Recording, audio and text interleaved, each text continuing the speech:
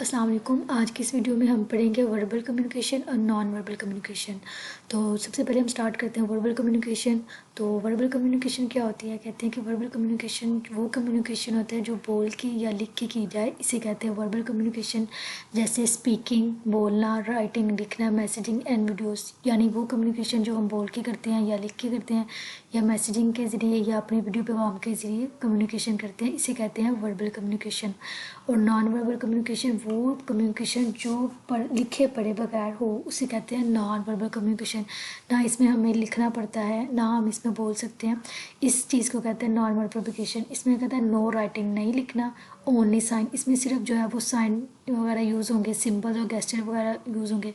यानी अगर हम किसी पेज पे साइन करते हैं या कुछ सिंबल्स वगैरह या गेस्चर, यानी हम अपने बॉडी लैंग्वेज यूज़ करें, क्या नाम लेते हैं, आँखों से या बातें करते हैं ना आजकल वैसे मोस्टली, कि बस बोलना नहीं है, वैसे जो है वो कम्युनिकेशन होती है। इसकी एग्जांपल मैं आप लोगों को बताती हूँ नॉन वर्बल कम्युनिकेशन की, कि आप डिफरेंट वेबसाइट जो है वो यूज़ करते हैं। आप एक वेबसाइट पे जाती हैं, आप उसका कलर वगैरह जो उनसे वो देखते हैं, ठीक है।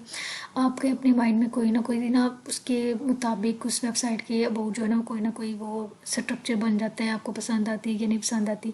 लेकिन आप किसी अगले बंदे को नहीं कहते कि मतलब मुझे ये अच्छा लगा या बुरा लगा, ठीक है।